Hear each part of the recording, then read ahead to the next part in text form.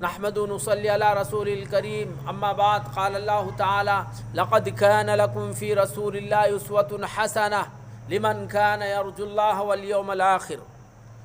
معزز عزیز و اقارب اور سامعین،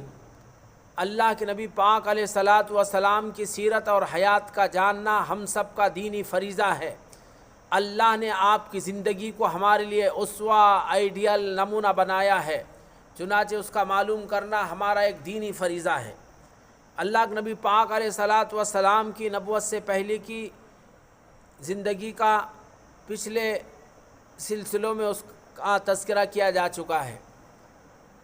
اللہ کے نبی پاک صلی اللہ علیہ وسلم کی زندگی کی جب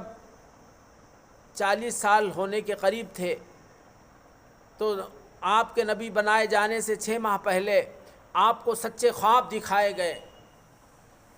کہ آپ صلی اللہ علیہ وسلم جو خواب میں جو باتیں دیکھتے، دن میں وہ روز روشن کی طرح عیاں ہو کر سامنے آتی۔ اسی لیے اللہ کے نبی نے فرمایا الرؤیا جزء من النبوہ من 46 جزء من النبوہ او کما قال علیہ الصلاۃ والسلام، کہ خواب نبوت کے 46ویں حصے میں سے ایک حصہ ہے۔ 6 ماہ آپ صلی اللہ علیہ وسلم کے یہ خواب کا سلسلہ چلتا رہا، سچے خواب۔ اس کے علاوہ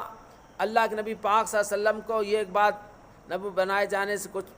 کچھ پہلے یہ بھی بات آپ کے ساتھ پیش آئی کہ آپ علیہ الصلاۃ والسلام مکے کی بیابانوں یا مکے کے باہر جہاں کہیں آپ جاتے، آپ کو درخت اور پتھر وغیرہ آپ کو سلام کرتے، السلام علیکہ یا نبی اللہ، اے اللہ کے نبی آپ پر سلام۔ گویا آپ صلی اللہ علیہ وسلم کو اس طرح نبوت کے لیے تیار کیا جا رہا تھا، ذہنی طور پر اور اسی طرح روحانی طور پر۔ اس کے علاوہ آپ علیہ الصلاۃ والسلام کے ساتھ ایک اور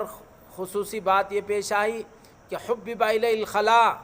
کہ نبی بنائے جانے سے پہلے آپ کو تنہائی کی محبت آپ کے دل میں جاگزی کر دی گئی، دل میں ڈال دی گئی۔ چنانچہ آپ علیہ الصلاۃ والسلام بی بی خدیجہ رضی اللہ عنہا سے کئی دن کا توشہ لیتے، اور کان یخلو فی غار ہرا، غار ہرا جو مکہ مکرمہ سے چند میل کے فاصلے پر ایک پہاڑ ہے، اس غار میں جا کر آپ علیہ الصلاۃ والسلام تنہائی میں غور و فکر کرتے۔ یوں آتا ہے کان یتحنس وہو التعبد باللیال، کہ آپ صلی اللہ علیہ وسلم وہاں جا کر عبادت کرتے، اور وہ کیا تھی کہ کئی راتیں آپ صلی اللہ علیہ وسلم اللہ کی عبادت میں گزارتے۔ عبادت کا کیا طریقہ تھا اس کا کوئی تذکرہ نہیں آیا، لیکن یوں آتا ہے کہ حضرت ابراہیم علیہ السلام کے طریقے پر آپ عبادت کرتے، یا پھر یہ ہے کہ آپ صلی اللہ علیہ وسلم اللہ کی عظمت اور اللہ کی کبریائی کے سلسلے میں غور فکر کرتے اور مخلوقات کے سلسلے میں فکرمند ہوتے۔ اسی طرح کا یہ تذکرہ آیا ہے۔ باقی کوئی بالجزم کوئی خاص کس طریقے پر عبادت کرتے، کوئی اس کا حدیثوں میں تذکرہ نہیں ہے۔ خیر، آپ علیہ الصلاۃ والسلام اس طرح تنہائی میں ہوتے اور وہاں کے اللہ کے یاد اور اس کے ذکر و فکر میں آپ صلی اللہ علیہ وسلم کے شب و روز گزرتے۔ یہی سلسلہ کئی دن رہا۔ آپ حسب معمول غار ہرا میں تشریف فرما تھے، اللہ کی عبادت اور اللہ کی یاد میں لگے ہوئے تھے کہ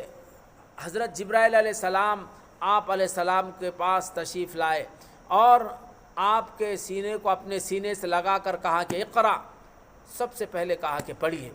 آپ صلی اللہ علیہ وسلم نے کہا کہ ما انا بقاری، میں پڑھا ہوا نہیں ہوں، تو اللہ کے نبی کو پھر انہوں نے اپنے سینے سے لگایا، اور حدیث میں آیا کہ حتی بلغ منی الجہد، کہ اس کی وجہ سے مشقت لاحق ہوئی، اور پھر کہا چھوڑنے کے بعد کہ پڑھیے۔ آپ نے پھر دوسری مرتبہ یہ کہا کہ میں پڑھا ہوا نہیں ہے۔ پھر تیسری مرتبہ حضرت جبرائیل علیہ السلام نے اللہ کے نبی پاک صلی اللہ علیہ وسلم کو اپنے سینے سے لگایا، تو کہتے ہیں کہ اللہ کے نبی کو فرماتے کہ اس وقت مجھے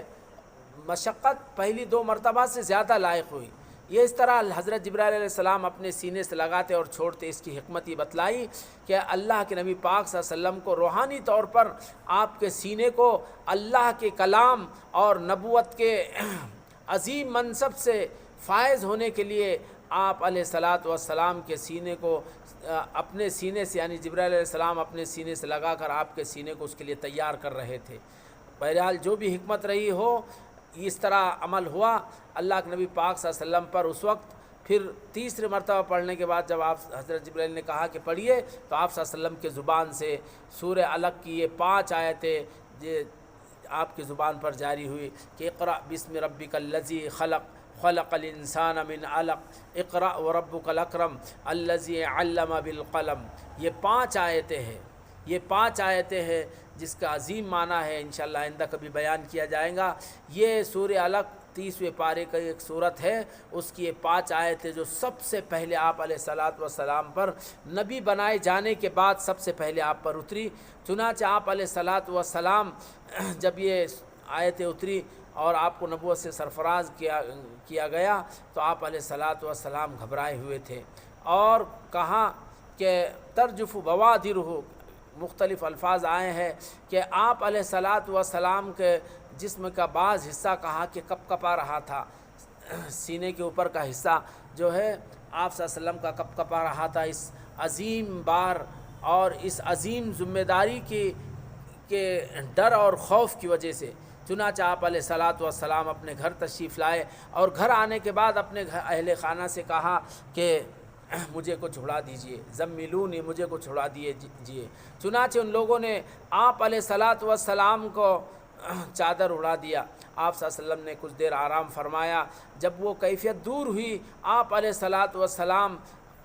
نے اٹھ کر سب سے پہلے اپنی شریک حیات اور غم خار بی بی خدیجہ رضی اللہ عنہ کے سامنے یہ واقعہ پورے تفصیل سے رکھا اور آخر میں یہ کہا کہ اے خدیجہ انی خشیت علی نفسی، مجھے اپنے ذات کے سلسلے میں، مجھے اپنے آپ کے سلسلے میں ڈر ہے، مجھے اپنے بارے میں اندیشہ ہے. اس پر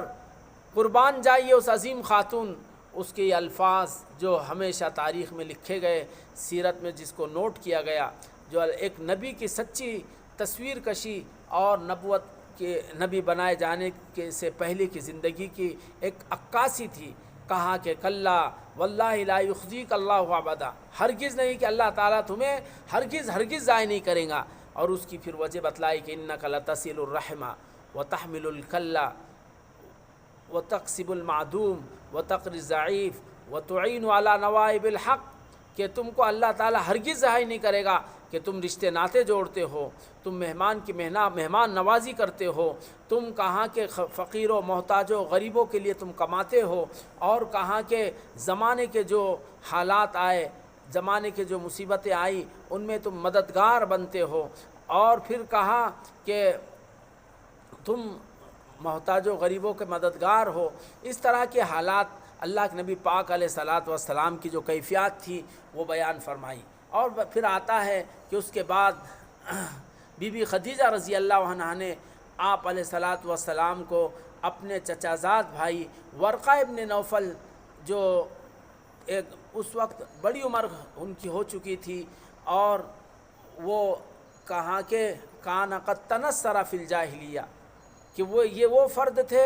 جو جاہلیت میں عیسائی ہو گئے تھے سچے دین کی طلب اور تلاش میں. اور کہا کہ انہوں نے عبرانی زبان سیکھ کر تورات کو پڑھا، انجیل کو پڑھا اور اس کے بہت سارے معنی مفہوم کو جانتے تھے. چنانچہ حضرت خدیجہ رضی اللہ عنہا نے حضور پاک صلی اللہ علیہ وسلم کو اپنے زوج محترم کو لے کر اپنے چچا زاد بھائی کے پاس گئی اور ان سے جا کر کہا کہ اے میرے چچا زاد بھائی، اپنے اس بھتیجے کے بارے میں سنیے اور ان کے بارے میں آپ کیا کہتے ہیں بتلائیے. تو پھر چنانچہ انہوں نے یعنی ورقہ ابن نوفل نے اللہ کے نبی پاک صلی اللہ علیہ وسلم سے پورا واقعہ سنا. جب اللہ کے نبی پاک صلی اللہ علیہ وسلم نے پورا واقعہ تفصیل سے بیان کر دیا تو کہا کہ واللہ ان ھذا لہو الناموس الذی جاء الی موسیٰ او کما قال، کہ اللہ کی قسم یہ تو وہی ناموس یعنی وہ عظیم شخصیت ہے جو حضرت موسیٰ علیہ السلام کے پاس آیا کرتی تھی، وغیرہ وغیرہ. آئندہ ہفتے میں اس کا بارے میں تذکرہ کیا جائے گا، تفصیل سے بیان کیا جائے گا. آمین.